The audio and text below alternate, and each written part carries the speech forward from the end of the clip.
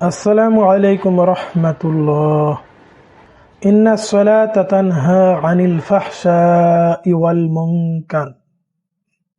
আল্লাহ রাব্বুল আলামিন এই আয়াতের মধ্যে বলেছেন, নিশ্চয় নামাজ খারাপ কাজ এবং অশ্লীল কাজ থেকে দূরে রাখে।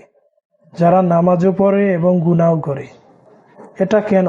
আল্লাহ তো বললেন নিশ্চয় নামাজটা খারাপ এবং অশ্লীল কাজ থেকে দূরে রাখে। তাহলে কেন তারা খারাপ কাজ থেকে এবং অশ্লীল কাজ থেকে দূরে থাকে না?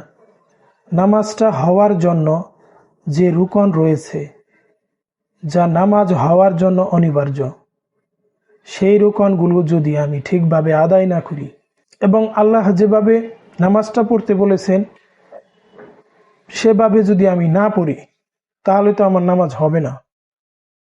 আর যদি নামাজ না হয়, তাহলে নামাজের ফল আমি কিভাবে আশা করি?